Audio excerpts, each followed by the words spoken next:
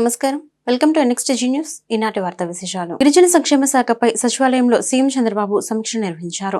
గిరిజన ప్రాంతాల్లోని రానున్న రోజుల్లో డోలీ మోతలు కనిపించకూడదని అధికారులను ఆదేశించారు.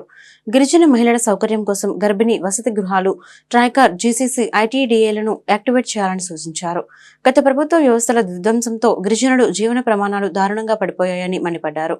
అవసరమైన మౌలిక వసతులు కల్పించడం ద్వారా ఫీడర్ అంబులెన్స్లను తిరిగి ప్రవేశపెట్టాలని ఆదేశించారు. 2014 నుంచి 2019 మధ్య అమలులో ఉన్న పథకాలను వైసీపీ ప్రభుత్వం నిర్వీర్యం చేసిందని సీఎం అభిప్రాయం వ్యక్తం చేశారు. గిరిజన విద్యార్థుల కోసం తెచ్చిన NTR విద్యోన్నతి, అంబేద్కర్ ఓవర్సీస్ విద్యానిధి, బెస్ట్ అవైలబుల్ స్కూల్స్ పథకాలను నిర్వీర్యం చేశారని ఆగ్రహం వ్యక్తం చేశారు. పల్నాడు జిల్లాలో అటవీ శాఖ ఉద్యోగులపై దాడిని డిప్యూటీ సీఎం పవన్ కళ్యాణ్ ఖండించారు. పల్నాడు జిల్లా కలెక్టర్ ఎస్పీతో ఆయన మాట్లాడారు. వన్యప్రాణులను అక్రమ రవాణా చేస్తే ఉపేక్షించవద్దన్నారు. అటవీ శాఖ ఉద్యోగులపై దాడి చేస్తే కఠిన చర్యలు తప్పవని హెచ్చరించారు. అదేవిధంగా deputy CM Pavan Kalyan America consul general Jennifer Lanson తో భేటీ అయ్యారు. లార్సన్ బృందాన్ని ఆయన సత్కరించారు. ఏపీలో పెట్టుబడులు, అభివృద్ధి ప్రాజెక్టులపై ఇరువురి మధ్య చర్చ జరిగింది. ఉన్నత విద్యకు అమెరికా వెళ్లే యువతకు సహకారం ఇవ్వాలని పవన్ కళ్యాణ్ కోరారు.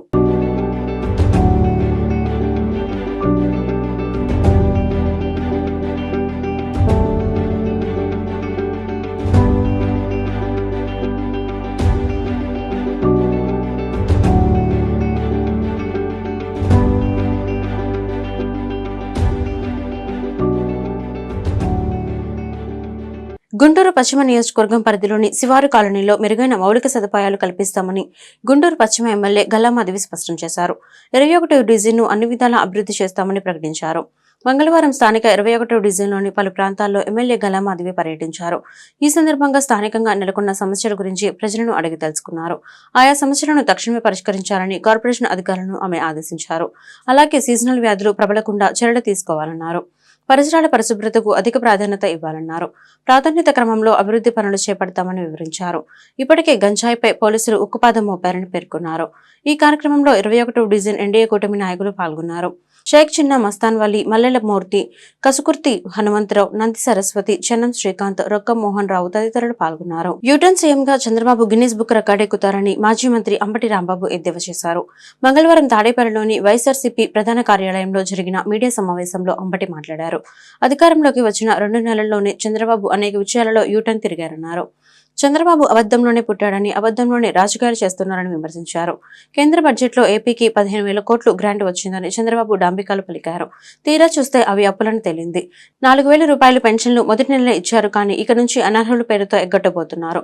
సూపర్ 6 భయమేస్తుందని అసెంబ్లీలో బాబు అన్నారని అంబటి గుర్తు చేశారు. అనేకమైనటువంటి పచ్చి అసత్యాలను ఈ కొద్ది కాలంలోనే నారా చంద్రబాబు నాయుడు గారు చెప్పటం చూస్తే చాలామంది కొత్త వాళ్ళకి ఆశ్చర్యం వేస్తుంది. ఎందుకంటే మాలాంటి సీనియర్స్కి పెద్ద ఆశ్చర్యం కాదు. ఎందుకంటే ఆయన అబద్ధంలోనే పుడతాడు, అబద్ధంలోనే జీవిస్తాడు, అబద్ధంతోనే రాజ్యం వెళ్తాడు అనేది ఒక సత్యం, నగ్న సత్యం. అది ఒక విధంగా చెప్పాలంటే అది గిన్నీస్ బుక్ రికార్డు కూడా ఎక్కదగినటువంటి అంశం అనేది నేను ఈ సందర్భంగా చెప్పదలుచుకున్నా. నిన్నటి వరకు అమరావతికి 15,000 కోట్ల రూపాయలు వచ్చిందని డాంబికాలు పలికారు. వారి పత్రికలు కూడా డాంబికాలు పలికాయి. మొన్న ఢిల్లీ వెళ్ళి మాకేమి ఇవ్వలేదనేటువంటి మాట మాట్లాడారు. 15,000 గ్రాంట్ అని చెప్పారు. మళ్ళా చూస్తేనేమో వివిధ సంస్థల ద్వారా అప్పు ఇప్పించడానికి కేంద్రం తన బడ్జెట్లో చెప్పింది. ఈయన అడిగింది కూడా అప్పే. మాకు గ్రాంట్ ఇవ్వమని అడిగేటటువంటి ధైర్యం కానీ అలిగేటటువంటి సత్తా కానీ నారా చంద్రబాబు నాయుడు గారికి లేదనేది చాలా స్పష్టంగా అర్థమవుతుంది. అప్పు ఇప్పిస్తారట, ఈయన అప్పు తీసుకుంటాడట. ఆ అప్పు ద్వారా 15,000 కోట్ల రూపాయలు డిఫరెంట్ స్టేజెస్లో దాన్ని చేస్తారట అనేది ఒక దాన్ని మాయాజాలంగా చూపేసేటువంటి ప్రయత్నం చేశారు. దాంతోపాటు సరే ఇంకా హామీల సంగతి వస్తే నేనేం చెప్పాలి? ఇంకా ఏ మాటకు ఆ మాట ఒకటైతే ఒప్పుకోవాలి. అన్నీ మనం కాదనలేం, కానీ చంద్రబాబు నాయుడు గారు 4,000 ఇస్తానన్నాడు. అది మాత్రం ఇచ్చాడు 1 నెల. నెక్స్ట్ మంత్ ఆ తర్వాత ఏం జరిగిద్దో మనం చెప్పలేం. ఇస్తాడు, కొంత దూరం పోయిన తర్వాత అనర్హులు చాలా మంది ఉన్నారు. జగన్మోహన్ రెడ్డి గారు అనర్హులకే ఇచ్చేశాడు కాబట్టి అనర్హుల్ని ఏరివేస్తామని చెప్పేసి వాళ్ళని కొంతమందిని ఏరివేసినా ఆశ్చర్యపడవలసినటువంటి అవసరం లేదు అని ఈ సందర్భంగా నేను చెప్పదలుచుకున్నా. ఇంకా గ్యాస్ సిలిండర్ల పని, ఆ సూపర్ 6 పని నేనేం ప్రత్యేకంగా చెప్పాల్సిన అవసరం లేదు. అది ఆ రోజునే చెప్పాము, అది సూపర్ 6 కాదు, అది సూపర్ చీటింగ్ అని. అదే చీటింగ్కి వాళ్ళ చంద్రబాబు నాయుడు గారు మాట్లాడుతున్నాడు. మనం చాలా ఆశ్చర్యం, అసెంబ్లీలో మాట్లాడుతున్నాడు, మేము సూపర్ 6 అని అనేక హామీలు ఇచ్చాం. ఆ హామీలన్నీ చూస్తుంటే ఆ పైన స్క్రీన్ మీద అసెంబ్లీలో భయం వేస్తుంది అన్నాడు. మరి సంపద సృష్టించేటటువంటి యోధాన యోధుడు, ఆర్థిక శాస్త్రంలో నిపుణుడు, ఎకనామిక్స్ చదివినటువంటి వ్యక్తి, ఆయన ఇచ్చేటప్పుడు భయం వేయలేదంట, అమలు చేసేటప్పుడు భయం వేస్తుందంట. అమరావతికి ఇచ్చిన 15,000 కోట్లపై బీజేపీ నేత జీవీఎల్ నరసింహారావు స్పష్టతనిచ్చారు. మంగళవారం ఆయన మీడియాతో మాట్లాడుతూ అమరావతికి కేంద్ర ప్రభుత్వం ఇచ్చిన 15,000 కోట్ల రూపాయలు అప్పేనని తేల్చి చెప్పేశారు. ఈ అప్పు చెల్లించడానికి 30 ఏళ్ల సమయం పడుతుందని, అప్పు కేంద్రం చెల్లిస్తుందా రాష్ట్రం చెల్లిస్తుందా అనే దానిపై మీద స్పష్టత రావాలన్నారు. కాగా ఇటీవల కేంద్ర బడ్జెట్లో అమరావతి రాజధానికి 15,000 కోట్లను ప్రకటించిన కేంద్ర ప్రభుత్వం ఇస్తుందని సాయమా లేక అప్ప అనేది ప్రజల్లో సందేహం నెలకొంది. రుణమా లేక గ్రాంటా అనేది స్పష్టంగా ప్రకటించకుండా బీజేపీ నాయకత్వం పదాల గారడితో ప్రజలను మభ్యపెట్టేందుకు ప్రయత్నించింది. మన రాష్ట్రం విషయంలో ఉత్తి మాటలు చెప్పిన కేంద్రం బీహార్కు మాత్రం భారీగా నిధులను కేటాయించింది. ఆంధ్రప్రదేశ్కి దీర్ఘకాలిక అధికారం దానిపై లేకపోవటం అదే ప్రధాన కారణం. సో ఈరోజు 15,000 కోట్ల రూపాయలతో భవిష్యత్తులో మరికొంత ఆర్థిక చేయూతతో అమరావతి కొత్త రాజధానిగా నెలకొనేటువంటి పరిస్థితులు మనం చూస్తున్నాం. అలాగే రాష్ట్రంలో పారిశ్రామిక అభివృద్ధి పూర్తిగా కుంటుపడింది. రాష్ట్ర విభజనలో పరిశ్రమలన్నీ కూడా తెలంగాణలో ఉండిపోయినాయి. ఆంధ్రప్రదేశ్ వ్యవసాయ ఆధారిత రాష్ట్రంగా ఉండిపోయింది. ఒక రకంగా చెప్పాలంటే వ్యవసాయమే ఆంధ్రప్రదేశ్ని నిలబెట్టింది, కాపాడింది. కానీ పారిశ్రామిక అభివృద్ధితోనే ఉద్యోగ అవకాశాలు వచ్చే అవకాశం ఉంది. సో కాబట్టి పారిశ్రామిక అభివృద్ధి కోసం 2 పారిశ్రామిక నగరాల నిర్మాణానికి నిధులు సమకూరుస్తామని చెప్పి కేంద్రం చెప్పడం జరిగింది. ఒకటి విశాఖపట్నం చెన్నై కారిడార్లో భాగంగా కొప్పర్తి, కడప సమీపంలోని కొప్పర్తి దగ్గర ఉన్నటువంటి పారిశ్రామిక వాడ నిర్మాణానికి, పారిశ్రామిక నగర నిర్మాణానికి, అలాగే ఒరవకల్ బెంగళూరు హైదరాబాద్ ఇండస్ట్రియల్ కారిడార్లో ఉన్నటువంటి ఒరవకల్లో కూడా పారిశ్రామిక నగర నిర్మాణానికి కేంద్ర ప్రభుత్వం పెద్ద ఎత్తున నిధులు ఇచ్చేటువంటి స్పష్టమైనటువంటి ఒక వాగ్దానాన్ని, ఒక సందేశాన్ని ఈ బడ్జెట్ ద్వారా ఇవ్వటం జరిగింది. అలాగే రాష్ట్రంలో మౌలిక సదుపాయాల ఉత్పత్తికి, మౌలిక సదుపాయాల అభివృద్ధికి గత 4 సంవత్సరాల్లో 11,000 కోట్ల రూపాయలు ఇవ్వటం జరిగింది. రానున్న సంవత్సరంలో దానికి కూడా క్యాపిటల్ ఇన్వెస్ట్మెంట్కి కూడా మేము నిధులు ఇస్తాం, మౌలిక సదుపాయాల నిర్మాణానికి నిధులు ఇస్తామని చెప్పి కేంద్రం ప్రకటించడం. వెనుకబడిన జిల్లాలకు మనం గతంలో ఉన్నటువంటి సంయుక్త జిల్లాలు ఏవైతే ఉమ్మడి జిల్లాలు ఉన్నాయో, 3 ఉత్తరాంధ్ర జిల్లాలు, 4 రాయలసీమ జిల్లాలతో పాటుగా ప్రకాశం జిల్లాను కూడా జోడించి వెనుకబడిన జిల్లాల అభివృద్ధికి నిధులు కేటాయిస్తామని చెప్పి దానికి ప్రత్యేకమైనటువంటి ప్యాకేజ్ ఇచ్చే విషయాన్ని కేంద్ర ప్రభుత్వం ప్రకటించింది. ఇది చాలా సంతోషకరమైన విషయం. ఎగువ ప్రాంతాల్లో కురుస్తున్న భారీ వర్షాలతో శ్రీశైలం జలాశయానికి వరద నీరు పోటెత్తుతోంది. సోమవారం 3 గేట్లను 10 మీటర్ల మేర ఎత్తి నీటిని దిగువకు విడుదల చేసిన అధికారులు తాజాగా మరో 2 గేట్లను ఎత్తారు. దీంతో మొత్తం 5 గేట్ల ద్వారా నీరు దిగువన ఉన్న నాగార్జున సాగర్ వైపు ప్రవహిస్తోంది. మరోవైపు ఈ సుందర దృశ్యాన్ని వీక్షించేందుకు సంఖ్యలో సందర్శకులు వస్తున్నారు. శ్రీశైలం జలాశయం స్పిల్వే ద్వారా 1.35 లక్షల క్యూసెక్లు నీటిని విడుదల చేస్తున్నారు. ఇన్ఫ్లో 4.27 లక్షల క్యూసెక్లు కాగా అవుట్ 2.21 లక్షల క్యూసెక్లుగా ఉంది. జలాశయం గరిష్ట నీటి మొత్తం 885 అడుగులు కాగా ప్రస్తుతం 882.7 అడుగులు ఉంది. గరిష్ట నీటి నిల్వ సామర్థ్యం 215.8 టీఎంసీలు కాగా ప్రస్తుత నీటి నిల్వ 202.9 టీఎంసీలుగా నమోదైంది.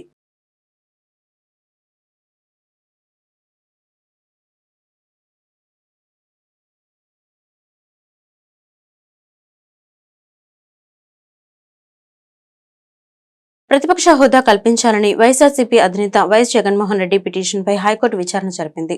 కక్షపూరితంగా ప్రతిపక్ష నేత హోదా ఇవ్వటం లేదని వైఎస్ జగన్ తరపున న్యాయవాది తన వాదనను వినిపించారు. ప్రతిపక్ష నేతగా గుర్తించాలని స్పీకర్కు వైఎస్ జగన్ రిప్రజెంటేషన్ ఇచ్చారా అని న్యాయమూర్తి ప్రశ్నించగా గత నెల 24న ఇచ్చారని కోర్టుకు వైఎస్ జగన్ తరపున న్యాయవాది తెలిపారు. దీంతో అసెంబ్లీ సెక్రటరీ స్పీకర్ కార్యదర్శికి కోర్టు నోటీసులు జారీ చేసింది. కౌంటర్ దాఖలు చేయాలని ఆదేశిస్తూ 3 వారాలకు విచారణ కోర్టు వాయిదా వేసింది. కాగా శాసనసభ ఎన్నికల్లో తమ పార్టీకి 11 సీట్లు వచ్చాయన్న కారణంతో తమ పార్టీకి ప్రతిపక్ష హోదా, తనకు ప్రతిపక్ష పార్టీ నేత హోదా ఇచ్చే విషయంలో స్పీకర్ నాంచుడు ధోరణి ప్రదర్శిస్తున్నారని, ప్రతిపక్ష హోదా ఇచ్చే ఉద్దేశం లేనందునే ఇలా చేస్తున్నారంటూ వైఎస్ జగన్ ఇటీవల హైకోర్టులో పిటిషన్ దాఖలు చేసిన విషయం తెలిసిందే. గుంటూరు ప్రభుత్వ ఆసుపత్రి అభివృద్ధి కోసం జింకానా అందిస్తున్న సేవలు అభినందనీయమని సూపరింటెండెంట్ డాక్టర్ కిరణ్ కుమార్ అన్నారు. మంగళవారం ఆసుపత్రి సుశ్రుత హాల్లో జింకానా సభ్యుడు డాక్టర్ త్రిపురానేని రవికుమార్ సూపరింటెండెంట్ కు 15 లక్షల విలువ గల వైద్య పరికరాలను అందజేశారు. డాక్టర్ కిరణ్ కుమార్ మాట్లాడుతూ మత్తు వైద్య విభాగం, కార్డియోథొరాసిక్ కు సంబంధించిన పరికరాలు ఆపరేషన్ కు ఎంతో ఉపయోగపడుతున్నాయని అన్నారు. ఆసుపత్రి అభివృద్ధి కోసం జింకానా ఇప్పటికే అనేక దఫాలుగా వైద్య పరికరాలను అందజేశారని ఆయన గుర్తు చేశారు. మాతా శిశు సంరక్షణ ఆసుపత్రి అభివృద్ధి కోసం జింకానా 100 కోట్లతో అభివృద్ధి చేస్తున్నారని ఆయన అన్నారు. జింకానా సభ్యుడు డాక్టర్ త్రిపురనేని రవికుమార్ మాట్లాడుతూ కార్పొరేటర్లో అందుతున్న సేవల మాదిరిగానే ప్రభుత్వ ఆసుపత్రిలో అందాలన్న ఉద్దేశంతో ఈ పరికరాలను అందిస్తున్నామని చెప్పారు. గుండె ఆపరేషన్లు, మత్తు విభాగానికి అవసరమైన ఈ పరికరాలు ఎంతో ఉపయోగపడతాయని ఆయన చెప్పారు. తొందరలోనే అది మనకి లైన్లోకి వచ్చేసేసి ప్రజలకు అందుబాటులోకి రావడానికి దాదాపు ఒక 5-6 నెలల్లోనే జరిగిద్దాం అనుకుంటున్నాం. తర్వాత పొదిలి ప్రసాద్ కూడా ఇంకో 2 ఫ్లోర్లు వేస్తా ఉన్నాడు. మనకి కానూరు బిల్డింగ్ కూడా కొంత ఎక్విప్మెంట్ ఫర్నిచర్ కూడా కావాల్సిన అవసరం ఉంది. అది కూడా మేము గవర్నమెంట్ దృష్టికి తీసుకొచ్చాం, మీ దృష్టికి కూడా తీసుకొస్తున్నాం. సో ఏదైనా కూడా మీలాంటి ఒక దాతలు లేకుండా ఇవాళ గవర్నమెంట్ హాస్పిటల్ మనుగడ అయితే మాత్రం ప్రశ్నార్థకంగా ఉన్న సమయాల్లో మీరు హాస్పిటల్లో దాదాపు 100 కోట్ల ప్రాజెక్టు మాతా శిశు విభాగాన్ని world class maternity and child care సెంటర్గా వస్తుందంటే దానికి అయితే మాత్రం పూనుకున్న మీ అందరికీ పేరు పేరుని మేము కృతజ్ఞత తెలియజేస్తా ఉన్నాం. ఇప్పుడు అమెరికా నుంచి వాళ్ళ చాలా అరుదుగా మనకి ఇక్కడైతే మాత్రం ఇక్కడ దొరకవు కూడా, చాలా ఖరీదైనవి. ఒక్కొక్క ఆక్టోపస్ అనేది 1.5 lakh ఉంటుందండి. దాదాపు 10 వచ్చినాయి మనకి ఇవాళ. అలానే డిఫరెంట్ ఎనాస్థీషియా టెక్నిక్స్ సంబంధించిన లెరింగోస్కోప్స్ కానీ, లెరింగోస్కోప్స్ ఇవన్నీ కూడా చాలా తీసుకొచ్చి ఇచ్చారు.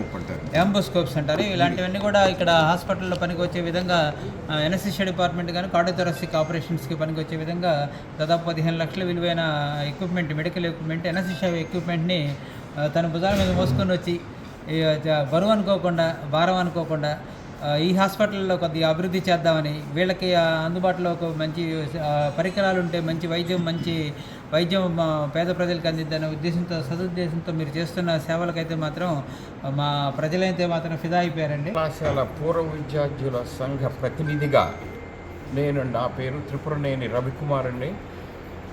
ఉత్తర అమెరికాలో దాదాపు 40 సంవత్సరాల నుంచి మత్తు వైద్య విభాగంలో స్పెషాలిటీగా ప్రాక్టీస్ చేస్తూ వస్తున్నాను.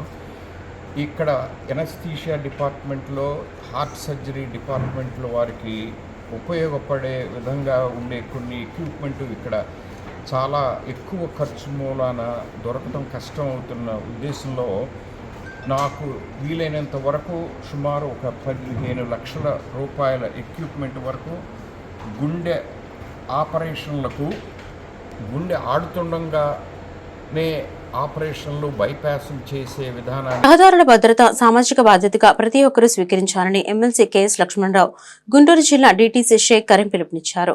రోడ్ సేఫ్టీ నియమాలు పాటించడం ద్వారా ప్రమాదాలను నివారించవచ్చని పేర్కొన్నారు. అతివేగం, ర్యాష్ డ్రైవింగ్, బైక్ రేసులు, మద్యం సేవించి వాహనాలు నడపడం ప్రమాదమన్నారు. అతివేగం మీ కుటుంబానికి తీరని శోకం కలిగిస్తుందన్నారు. మంగళవారం Guntur JKC college road RTO కార్యాలయంలో శ్రీ బొమ్మిడాల శ్రీ కృష్ణమూర్తి ఫౌండేషన్ ఆధ్వర్యంలో ప్రజలకు అత్యున్నత సేవలు అందిస్తున్న రవాణా శాఖ ఉప కమిషనర్ షేక్ కరీం కు ఆత్మీయ సత్కారం జరిగింది. ఈ సందర్భంగా లక్ష్మణరావు కరీం మాట్లాడుతూ యువతలో లక్ష్యం, క్రమశిక్షణ లేకపోవడంతో రోడ్డు ప్రమాదాలు ఎక్కువగా జరుగుతున్నాయని అభిప్రాయపడ్డారు. తల్లిదండ్రులు కూడా తమ పిల్లల విషయంలో తప్పనిసరిగా జాగ్రత్తలు తీసుకోవాలన్నారు.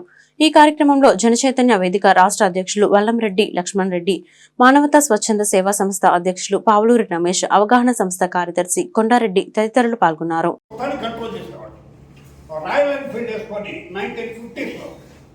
బజార్లో ఆ సౌండ్ ఇట్టే ఎవరు అంతలో వాళ్ళు పోయి ఫుట్పాత్ మీద నడిచేవాళ్ళు. అప్పుడు దాకా మామూలు రోడ్డు మీద నడిచేవాళ్ళు.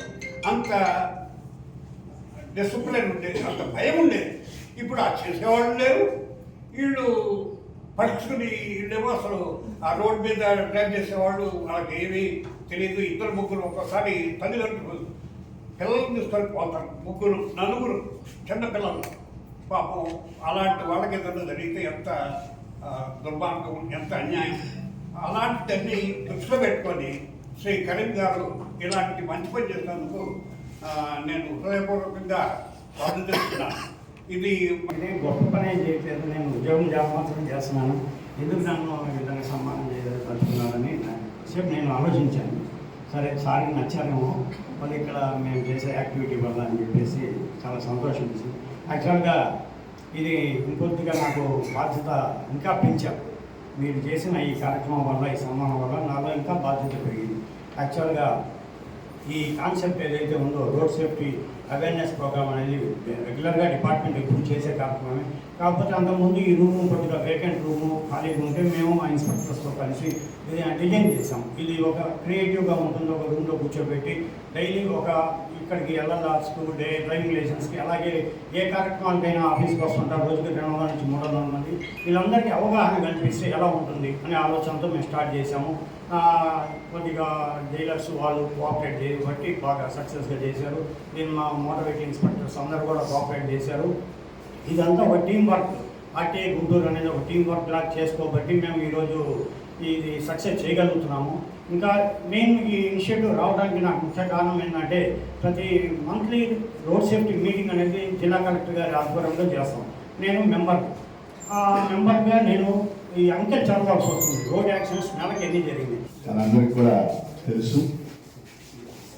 ఈరోజు రవాణా శాఖ మీద బాధ్యత పెద్ద ఎత్తున పెరిగిపోయింది. వాహనాల సంఖ్య పెరిగిపోయింది. 2 వీలర్స్ కానీ 4 వీలర్స్ కానీ మన కళ్ళ ముందు మనం చూస్తూ ఉన్నాం. ఈ వాహనాలు లైసెన్స్ తీసుకోవడం, నడపడం ఇంకొక భాగం. కానీ మన కళ్ళ ముందు మనం చూస్తున్నాం పిల్లలు, చిన్న పిల్లలు స్పోర్ట్స్ బైక్స్. తల్లిదండ్రులు కూడా 3 లక్షలైనా 4 లక్షలైనా ఆ స్పోర్ట్స్ బైక్ని కొనిచ్చేస్తున్నారు పిల్లలు. ఇంటర్మీడియట్ చదివే పిల్లలు స్పోర్ట్స్ బైక్ నడుపుతున్నారు. మనం చాలా మంది చూస్తున్నాం. అట్లానే బైక్ పందాలు, హైవే మీద బైక్ పందాలు. నేను రోజు విజయవాడ వెళ్తానే ఉంటాను హైవే మీద. బైక్ పందాలు వేయటం, రింగ్ రోడ్లో పందాలు వేయటం అంటే ఒక రకమైనటువంటి లైఫ్లో యూత్కి ఒక లక్ష్యం లేకపోవడం, డిసిప్లిన్ లేకపోవడం, ఇదంతా కూడా మనం చూస్తున్నాం. వాళ్ళు ఏదో దండించాలనేది నా అభిప్రాయం కాదు. కౌన్సిలింగ్, పిల్లలకి కౌన్సిలింగ్ ఇవ్వటం, నా ఉద్దేశంలో తల్లిదండ్రులకు కూడా కౌన్సిలింగ్ అవసరమని నా అభిప్రాయం. ఎందుకంటే ఒక పిల్లోడే ఉండేసరికి గారాంతో వాడు అడిగిందల్లా అప్పు చేసైనా సరే స్పోర్ట్స్ బైక్ కొనిస్తున్న పరిస్థితి. ధవళేశ్వరం కాటన్ బ్యారేజ్ కి ఎగువన వరద తగ్గుముఖం పడుతున్న డాక్టర్ బిఆర్ అంబేద్కర్ కోనసీమ జిల్లాలోని లంకలు జల దిగ్బంధం నుంచి బయటపడలేదు. ప్రవాహం అధికంగా ఉండటంతో గ్రామాలు మరింత విలువెల్లాడాయి. మంగళవారం సాయంత్రం వరకు ఇదే పరిస్థితి ఉండొచ్చని అంచనా. సోమవారం ఉదయం 7 గంటలకు భద్రాచలం వద్ద 45.50, రాత్రి 8 గంటలకు 42.90 అడుగుల నీటి మట్టం. అదే సమయాల్లో కాటన్ బ్యారేజీ వద్ద 15.60, 14.60 అడుగుల నీటి మట్టాలు నమోదయ్యాయి. ఉదయం ఈ ఆనకట్ట వద్ద 15.79 లక్షల క్యూసెక్కులు, రాత్రి 14.19 లక్షల క్యూసెక్కులు సముద్రంలోకి విడిచిపెట్టారు. మంగళవారం ఉదయం రెండో ప్రమాద హెచ్చరికను ఉపసంహరించే అవకాశం కనిపిస్తోంది. సాయంత్రానికి 11 నుంచి 12 లక్షల క్యూసెక్కుల నీటిని సముద్రంలోకి విడిచిపెట్టవచ్చని భావిస్తున్నారు. ఈ వార్తలు ఇంతటితో సమాప్తం. మరొక బులెటిన్లో మళ్ళీ కలుద్దాం. నమస్కారం.